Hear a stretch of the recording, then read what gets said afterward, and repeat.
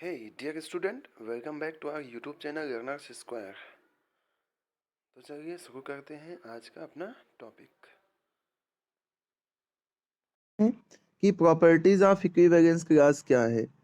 तो equivalence class के बारे में हमने पढ़ा, उसके बाद आ जाते हैं इक्विवेलेंस रिलेशन क्या, इक्विवेलेंस क्लास की प्रॉपर्टीज क्या है। तो मान लो आर कोई इक्विवेलेंस रिलेशन है किसी सेट ए पर, और ए और बी इसके कोई दो एलिमेंट हैं। तो क्या हो जाएगा, ये जो इक्विवेलेंस क्लास ए का होगा, कम से कम इसमें एक एलिमेंट तो बिलोंग करेगा, यानी कि ये इक्विवेलेंस क्लास कोई सा भी होगा वो एम्प्टी नहीं होगा, नॉन एम्प्टी होगा। फिर अगर सेकेंड प्रॉपर्टी पे आ जाए, कोई एलिमेंट बी है जो ए के इक्विवेलेंट क्लास में बिलोंग करता है, तो इसका मतलब ये हो जाएगा बी और ए आपस में इक्वल है। नेक्स्ट, अगर ए और बी आपस ए का इक्विवेलेंस क्लास बी के इक्विवेलेंस क्लास के इक्वल है, तो इसका मतलब ये केवल और केवल तभी पॉसिबल हो ना, डबल इंप्लाइज लगा हुआ है, तो if and only if A B belong करता हो आर में। और फोर्थ प्रॉपर्टी है, इक्विवेलेंस क्लास ए का इंटरसेक्शन अगर इक्विवेलेंस क्लास बी से निकालते हैं, तो या तो ये एम्प्टी हो जाएगा या तो दोनों सेम हो जाएंगे, यानी कि two equivalence classes are either disjoint और आइडेंटिकल। तो ऐसा अपन को ये चारों थ्योरम्स को करना है, चारों प्रॉपर्टीज को प्रूफ भी करना है। तो आ जाते हैं प्रूफ पे, समझ लेते हैं कि इफ आर इज रिफ्लेक्सिव, अगर आर रिफ्लेक्सिव होगा, है ना, पहला प्रूफ करने जा रहे हैं कि अगर हम ए का इक्विवेलेंस क्लास पता करेंगे तो ये फाई के इक्वल नहीं होगा, यानी कि ये नॉन एम्प्टी होगा, कम से कम एक एलिमेंट तो बिलोंग करेगा ही करेगा। तो इक्विवेलेंस क्लास का मतलब क्या हो गया, इक्विवेलेंस क्लास का मतलब ये हो गया कि अगर कोई एलिमेंट ए है, इसका इक्विवेलेंस क्लास अपन पता कर रहे हैं, तो इसके अंदर वो सारे एलिमेंट आएंगे, वो सारे एक्स आएंगे सच दैट एक्स ए कहाँ बिलोंग करता हो, एक्स ए बिलोंग करता हो आर में। तो ऐसे सभी के सभी एक्स इसमें बिलोंग कर जाएंगे। तो देखो, अगर हम बात करें यहाँ पे, तो कम से कम ए तो ऐसा होगा कि सच दैट ए बिलोंग करे आर में, है ना। ए तो बिलोंग करेगा ही करेगा। क्यों? क्योंकि आर एक रिफ्लेक्सिव, सॉरी, आर एक इक्विवेलेंस रिलेशन है, और अगर इक्विवेलेंस रिलेशन है तो रिफ्लेक्सिव तो होगा ही, यानी कि ए तो आर में बिलोंग करेगा ही करेगा, यानी कि कम से कम एक एलिमेंट ए तो इस इक्विवेलेंस क्लास ए में बिलोंग करेगा ही करेगा, भले से दूसरा कोई भी नहीं आए। तो इसका मतलब इक्विवेलेंस क्लास ए कम से कम एक एलिमेंट ए को कंटेन करता हुआ चलता है, इसलिए ये जो इक्विवेलेंस क्लास ए होगा ये नॉन एम्प्टी होगा, यानी कि कम से कम एक एलिमेंट तो होगा ही इसमें। नेक्स्ट पे चलते हैं। नेक्स्ट ये कहता है कि अगर बी बिलोंग करता है ए के इक्विवेलेंस क्लास में, ठीक है, क्या कहता है, ये कहता है अगर बी बिलोंग करता है ए के इक्विवेलेंस क्लास में, तो बी का इक्विवेलेंस क्लास ए के इक्विवेलेंस क्लास के क्या होगा, इक्वल होगा। ये हमें बताना है। तो दो सेट के जैसी बात आ गई यहाँ पे, अगर बी को ए के इक्वल बताना है ना, दो सेट हो गए, है ना। ये देखो, इक्विवेलेंस क्लास क्या होता है, इक्विवेलेंस क्लास सेट होता है एलिमेंट्स का, जो उसके साथ में क्या करे, रिलेट करता है उसी रिलेशन से। तो इसका मतलब यही हो गया कि हमें दो सेट को इक्वल बताना है, और ए और बी के इक्विवेलेंस क्लास को अगर अपन को इक्वल बताना है, तो इसका मतलब क्या करना रहेगा हमें, इसका मतलब हमें ये करना रहेगा कि equivalence class of A, equivalence class of B, ये दोनों अगर इक्वल बताना, तो पहले हम बताएंगे इक्विवेलेंस क्लास ए जो है सबसेट है इक्विवेलेंस क्लास बी का, और फिर बताएंगे इक्विवेलेंस क्लास बी जो है ये सबसेट है इक्विवेलेंस क्लास ए का। ओके। और इसको प्रूफ करने के लिए हम क्या करेंगे, इसमें एक एलिमेंट मान लेंगे, यानी कि ए में एक एलिमेंट मान लेंगे और उसे बी का बता देंगे। तो चलो देखो कैसे करते हैं इसको सॉल्व। तो मान लिया लिया हमने कि बी कोई एलिमेंट है ए में बिलोंग करता है। अब कोई एलिमेंट अगर बी के इक्विवेलेंस क्लास में बिलोंग करेगा, इसका मतलब बी ए क्या हो जाएगा, बी ए बिलोंग कर जाएगा आर में। देखो, ए के इक्विवेलेंस क्लास की डेफिनेशन क्या है, x such that A belong करता है, यानी कि एक्स ए बिलोंग करता है आर में। तो अगर बी बिलोंग करता है ए के इक्विवेलेंस क्लास में, तो बी ए कहाँ बिलोंग करेगा, आर में बिलोंग करेगा। ठीक है, इसके आगे चल देते हैं। मान लेते हैं एक्स कोई आर्बिट्रेरी एलिमेंट है, और यहाँ ये कहाँ बिलोंग करता है, बी में बिलोंग करता है। अगर एक्स बी के इक्विवेलेंस क्लास में बिलोंग करता तो ये इंप्लाई करेगा हमें एक्स बी कहाँ बिलोंग करता है, आर में बिलोंग करता है। ठीक है, अब देखो एक्स बी बिलोंग करता है, एक्स बी बिलोंग करता है आर में और बी ए बिलोंग करता है आर में, तो ये जो कॉमन एलिमेंट है ये गया कहाँ से, ट्रांजिटिव रिलेशन से। ट्रांजिटिव रिलेशन क्या कहता है, अगर ए बी बिलोंग करता आर में और बी सी बिलोंग करता है आर में, तो ये बी वाला ये कैंसिल हो जाता है, ए सी बचता है, ये बिलोंग करता है आर में। ठीक है, तो एक्स बी बिलोंग करता है आर में, बी ए बिलोंग करता है आर में, तो ये बी बी कैंसिल हो जाएगा, एक्स ए बचेगा, ये बिलोंग करता है आर में। ठीक है, अगर एक्स ए बिलोंग करता है आर में, इसका मतलब क्या हो जाएगा, ये एक्स एलिमेंट ए से रिलेट कर रहा है, यानी कि एक्स बिलोंग कर जाएगा कहाँ पे, एक्स बिलोंग कर जाएगा ए के इक्विवेलेंट क्लास में। ठीक है, और अगर ये इसके इक्विवेलेंट क्लास में बिलोंग कर जाता है तो हमने इसको माना था पहले कहाँ का, बी का माना था, यहाँ से कहाँ का आ गया, ए का आ गया, इसका मतलब बी का इक्विवेलेंस क्लास किसके इक्वल हो जाएगा, ए के इक्विवेलेंस क्लास के इक्वल हो जाएगा। करने के लिए क्या करते हैं, देखो नेक्स्ट ये तो अपने पास आ गया, इसका कन्वर्स करते हैं। मान लेते हैं एक्स कोई एलिमेंट है जो ए के इक्विवेलेंस क्लास में बिलोंग करता है। ठीक है, अगर एक्स ए के इक्विवेलेंस क्लास में बिलोंग करता है तो क्या हो जाएगा, ये तभी बिलोंग कर सकता है जब एक्स ए कहाँ बिलोंग करे, आर में। तो एक्स अगर ए में बिलोंग करता है, ए के इक्विवेलेंस क्लास में बिलोंग करता है, तो इसका मतलब क्या आ जाएगा, एक्स ए कहाँ बिलोंग करता है, आर में। इसको यहीं पे रख लो। ठीक है, इसके आगे चलते हैं। यहाँ पे हमने कहा है बी ए कहाँ बिलोंग करता है, आर में बिलोंग करता है, और आर क्या है, सिमेट्रिक है। अगर बी ए आर में बिलोंग करता है तो सिमेट्रिक में उल्टा पुल्टा हो जाता है ना, तो ये क्या हो जाएगा, ए बी भी बिलोंग करेगा आर में। अब देखो एक्स ए बिलोंग करता है आर में, फिर ए बी ये बिलोंग करता है आर में, तो जो कॉमन है वो कट जाएगा।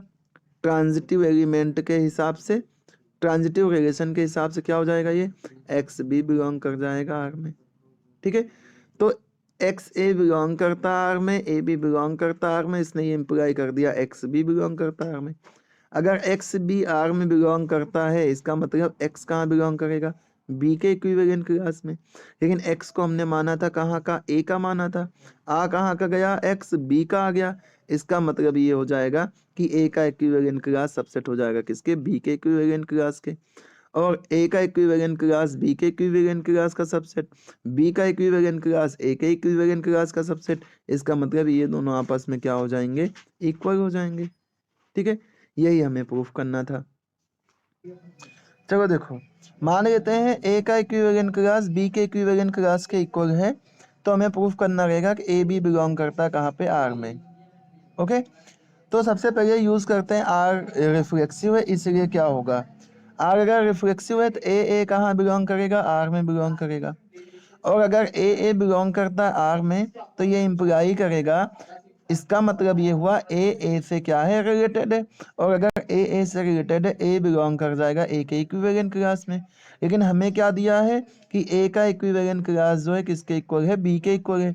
तो जहाँ पे ए है उसकी जगह पे क्या लिख सकते हैं, अपन बी लिख सकते हैं। तो ए बिलोंग कर जाएगा कहाँ पे, बी के इक्विवेलेंट क्लास में। और अगर ए जो है बी के इक्विवेलेंट क्लास में होगा, तो इसका मतलब ए बी कहाँ बिलोंग करता है, आर में बिलोंग करता है। तो ये सिंपल सा प्रूफ था कि अगर ए का इक्विवेलेंट क्लास बी के इक्विवेलेंट क्लास के इक्वल है, तो ये हमें बताएगा कि ए बी कहाँ बिलोंग करता है, आर में बिलोंग करता है। तो ये हो गया हाफ पार्ट कंप्लीट, है ना। तो कन्वर्स पार्ट पे चलेंगे, कहेंगे अगर ए बी आर में बिलोंग करता है तो हमें प्रूफ करके बताना रहेगा ए का इक्विवेलेंट क्लास बी के इक्विवेलेंट क्लास के इक्वल है। जैसा अपन ने सेकेंड वाला करना वैसा का वैसा ही यहाँ पे वर्क हमें करना है। ठीक है, जैसा हमने सेकेंड वाला समझा है वैसा का वैसा ही इसका प्रूफ रहेगा। तो हमें जब इन दोनों इक्विवेलेंट क्लास को इक्वल प्रूफ करना है तो हमें क्या करना रहेगा, इसको हमें इक्वल प्रूफ करना, तो हमें क्या करना पड़ेगा, हम मान लेंगे कोई एलिमेंट एक्स जो है ए के इक्विवेलेंट क्लास में बिलोंग करता है। ठीक है, अगर एक्स ए के इक्विवेलेंट क्लास में बिलोंग करता है, इसका मतलब क्या होगा कि एक्स ए बिलोंग करता है आर में। और अगर एक्स ए आर में बिलोंग करता है तो इसको ऐसे ही रखे रहो, आगे अभी अपन यूज करेंगे ट्रांजिटिव प्रॉपर्टी में।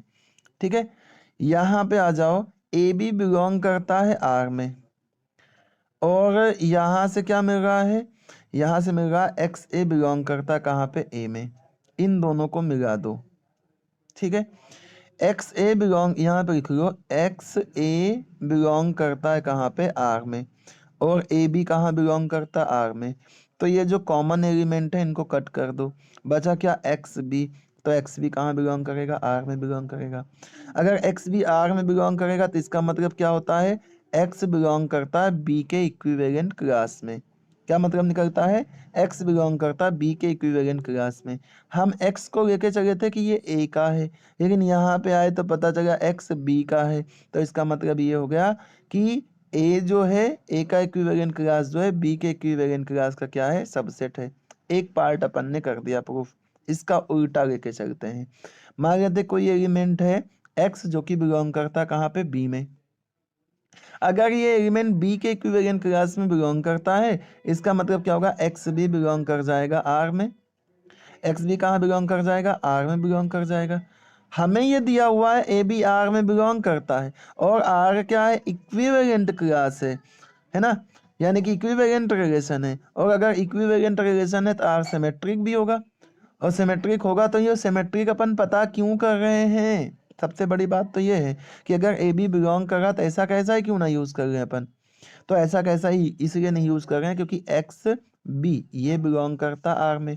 तो इस बी को हमें कुल मिला करके गायब करना है, ठीक है। बी को क्या करना है, गायब करना है। इसलिए बी को कहाँ आना पड़ेगा, फर्स्ट वाली प्लेस पे आना पड़ेगा। तभी ये गायब, यहाँ का लास्ट होगा, यहाँ का फर्स्ट होगा, ये गायब हो जाएगा, ठीक है। लेकिन यहाँ पे ये बी इधर भी लास्ट में है और यहाँ इधर भी लास्ट में है। इसलिए हमने क्या यूज कर लिया, हमने यूज कर लिया क्या, सिमेट्रिक प्रॉपर्टी का। कहा ए बी अगर आर में बिलोंग करता है, बी ए बी कहाँ बिलोंग करेगा, आर में बिलोंग करेगा। और जैसे ही ऐसा हो जाएगा, कहेंगे एक्स बी बिलोंग करता आर में, बी ए बिलोंग करता आर में, तो जो कॉमन एलिमेंट है ये कैंसिल हो जाएगा और हमारे पास आ जाएगा एक्स ए बिलोंग करता है आर में। और अगर एक्स ए आर में बिलोंग करता है तो हमें हमें क्या मिल जाएगा, एक्स ए अगर आर में बिलोंग करता है इसका मतलब एक्स ए से रिलेटेड है, और एक्स ए से रिलेटेड है इसका मतलब एक्स कहाँ बिलोंग करेगा, ए के इक्विवेलेंट क्लास में बिलोंग कर जाएगा। अब x को लेके चले थे कहाँ का, b का, और x आ कहाँ का गया, a का आ गया। इसका मतलब b सबसेट हो जाएगा किसका, a के इक्विवेलेंट क्लास का। और यहाँ पे ऊपर a का इक्विवेलेंट क्लास b के इक्विवेलेंट क्लास का सबसेट, यहाँ पे b का इक्विवेलेंट क्लास a के इक्विवेलेंट क्लास का सबसेट। दोनों को मिला दो, दोनों क्या हो जाएंगे, इक्वल हो जाएंगे, और ये थ्योरम हो जाएगी खत्म। देखो नेक्स्ट जो थ्योरम है उसमें हमें बताना है ए और बी का इक्विवेलेंट क्लास, यानी कि two equivalent classes of A equivalence relation is either identical or क्या होता है, डिसजॉइंट होता है। यानी कि दोनों का इंटरसेक्शन या तो फाई होगा या तो दोनों सेम टू सेम होंगे, ऐसा हम प्रूफ करने वाले हैं। तो हम ये कहेंगे कि अगर इफ ए के इक्विवेलेंट क्लास का इंटरसेक्शन बी के इक्विवेलेंट क्लास के इक्वल का इंटरसेक्शन बी के इक्विवेलेंट क्लास से करते हैं, तब देन थ्योरम इज प्रूव्ड। यानी कि अगर हम ये बता दें ए और बी का इंटरसेक्शन जो है फाई के इक्वल है, थ्योरम प्रूफ हो जाएगी। और इसको प्रूफ करने के लिए हम क्या करेंगे, हम मान लेंगे कि ए और बी के इक्विवेलेंस क्लास का जो इंटरसेक्शन है वो फाई के इक्वल नहीं है, ठीक है। ऐसा अगर हम मान लेंगे कि इसमें मतलब इसका इंटरसेक्शन जो है फाई नहीं है, मतलब ए और बी का जो इक्विवेलेंट क्लास है ये डिसजॉइंट नहीं है। और डिसजॉइंट नहीं है तो हमें ये बताना पड़ेगा इक्वल, क्योंकि अगर कोई भी एक एलिमेंट सेम मिल गया ना तो सारे एलिमेंट सेम होंगे, यही हमें प्रूफ करना है, ठीक है। या तो एक भी एलिमेंट सेम नहीं मिले, और अगर एक भी सेम मिल जाता है तो हम ये बताएंगे कि ये दोनों सेम हैं, तो हमें इन दोनों का इक्विवेलेंट क्लास भी क्या बताना पड़ेगा, सेम बताना पड़ेगा। ओके चलते हैं। देखो मान लेते हैं सिंस सिंस ए का इक्विवेलेंट क्लास जो है बी का इक्विवेलेंट क्लास जो है ये दोनों डिसजॉइंट नहीं है, क्योंकि हमने यहाँ पे मान लिया इनका इंटरसेक्शन फाई नहीं है। अगर ये डिसजॉइंट नहीं है तो कम से कम एक एलिमेंट ऐसा तो होगा जो इनके इंटरसेक्शन में बिलोंग करे। तो इसके लिए अपन मान लेते हैं एक्स कोई एलिमेंट है जो ए के इक्विवेलेंट क्लास में और बी के इक्विवेलेंट क्लास के इंटरसेक्शन में बिलोंग करता है। अगर ये एक्स जो है ए का इक्विवेलेंट क्लास इंटरसेक्शन बी के इक्विवेलेंट क्लास में के इंटरसेक्शन में बिलोंग करता है, तो दोनों में बिलोंग करेगा, यानी कि एक्स बिलोंग करेगा ए के इंटरसेक्शन में और एक्स बिलोंग करेगा बी के इंटरसेक्शन में। और इसका मतलब ये हो जाएगा कि अगर एक्स ए के इक्विवेलेंट क्लास में बिलोंग करता है तो एक्स ए कहाँ बिलोंग करेगा, आर में। ऐसे ही अगर एक्स बी के इक्विवेलेंट क्लास में बिलोंग करता है तो ये इंप्लाई करेगा कि एक्स बी कहाँ बिलोंग करता है, आर में बिलोंग करता है। अब लगा दो इस पे सिमेट्रिक प्रॉपर्टी। सिमेट्रिक प्रॉपर्टी लगाओगे तो एक्स ए बिलोंग करता आर में, तो ए एक्स बिलोंग कर जाएगा आर में, है ना, आगे पीछे कर देंगे दोनों को और इसको सेम टू सेम रखेंगे। क्यों? क्योंकि यहाँ पे एक्स स्टार्टिंग में, यहाँ पे एक्स स्टार्टिंग में, तो इनको गायब तो कर नहीं सकते, और गायब नहीं कर सकते तो हम क्या करेंगे, यहाँ पे ए को आगे कर देंगे, एक्स को पीछे कर देंगे सिमेट्रिक प्रॉपर्टी से। तो ए एक्स बिलोंग कर जाएगा, है ना, ए एक्स बिलोंग कर जाएगा आर में और एक्स बी भी कहाँ बिलोंग कर जाएगा, आर में। अब यहाँ पे देखो ये बाद वाला एलिमेंट, ये पहले वाला एलिमेंट हो गया कॉमन, इनको कट कर दो। इनको कट कर देंगे तो ए बी कहाँ बिलोंग कर जाएगा, आर। कौन से रिलेशन से, ट्रांजिटिव रिलेशन से। और अगर ए बी आर में बिलोंग कर जाएगा तो अभी अभी हमने प्रूफ करा था, कौन से में, थर्ड में प्रूफ करा था, है ना अपन ने, ये अगर ए बी आर में बिलोंग करता है तो ये इक्विवेलेंट क्लास है, इक्विवेलेंट क्लास बी के इक्वल हो जाता है। तो यही चीज यहाँ से अपन लेके चलते हैं, क्या लेके चलते हैं, अगर ए बी आर में बिलोंग कर जाएगा तो ए का इक्विवेलेंट क्लास बी के इक्विवेलेंट क्लास के इक्वल हो जाएगा। ठीक है। अब हमने यहाँ पे क्या करा था, हमने ये माना था कि ए और बी के इक्विवेलेंट क्लासेस का जो इंटरसेक्शन है ये फाई नहीं है, यानी कि नॉन एम्प्टी है। तो हमारे पास ए का इक्विवेलेंट क्लास बी के इक्विवेलेंट क्लास के इक्वल आ गया। इसका मतलब अगर इनमें एक भी एलिमेंट कॉमन नहीं होता तो ये फाई हो जाते हैं ना, इसका मतलब ये हो गया। यानी कि ए का इक्विवेलेंट क्लास अगर बी के इक्विवेलेंट क्लास के इक्वल नहीं है तो ए और बी का इंटरसेक्शन क्या हो जाएगा, फाई हो जाएगा। यहाँ पे मिसप्रिंट है, ठीक है, यहाँ पे ये इंटरसेक्शन आएगा। ठीक है, तो ये हो गया फोर्थ वाला पार्ट इसका प्रूफ। जो पार्शियल ऑर्डर रिलेशन है ये हमें करना है अभी स्टडी। और पार्शियल ऑर्डर रिलेशन जो है ना एक बहुत ही इम्पोर्टेंट बन जाता है, क्योंकि इसका आगे, है ना, हायर स्टडी में बहुत सारा यूज़ आ जाता है।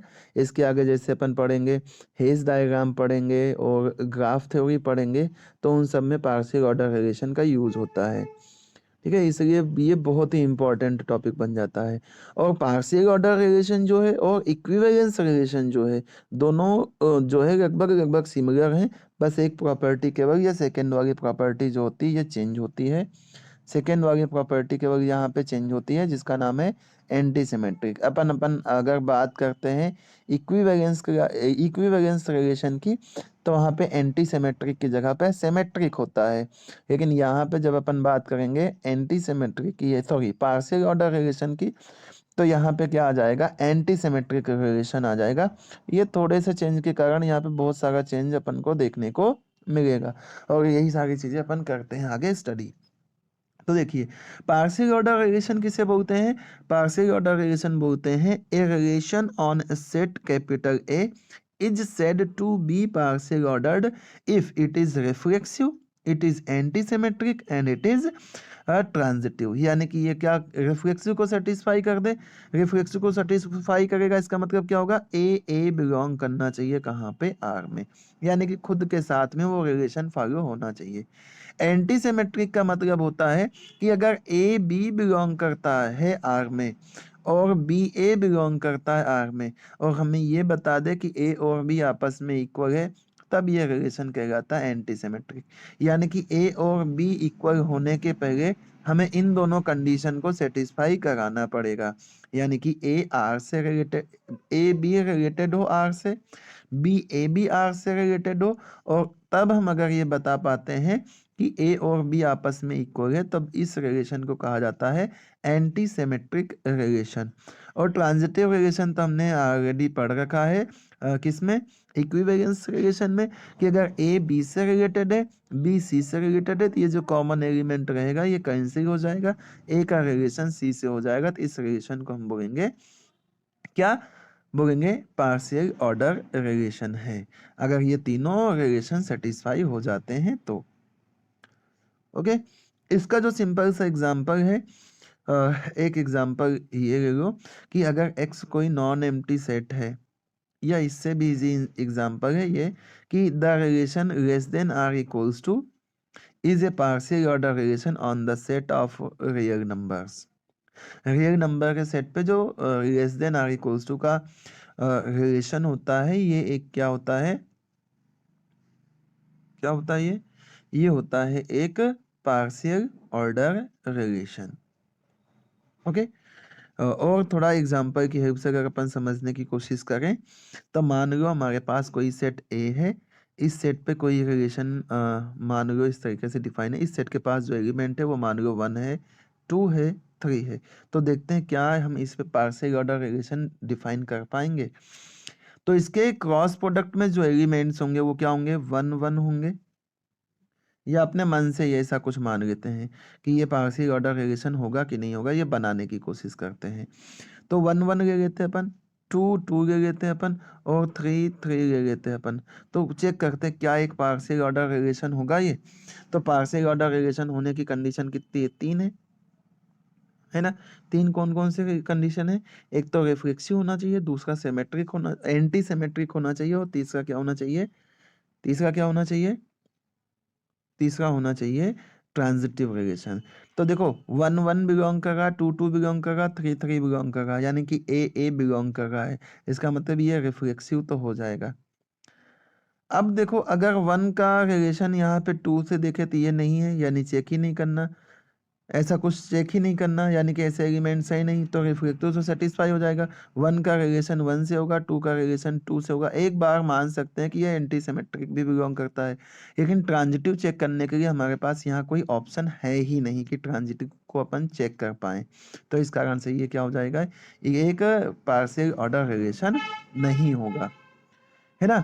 ऐसे ही अगर अपन इसी एग्जांपल की बात करें, सबसेट वाले एग्जांपल की बात करें, ठीक है, कि हमारे पास कोई रिलेशन है सबसेट का, ए बी का सबसेट होगा, तो ये एक पार्शियल ऑर्डर रिलेशन हो जाएगा। इसको समझने के लिए मान लो कि हमारे पास कोई सेट है ए, इसके पास जो एलिमेंट है वो मान लो 1 है और 2 है।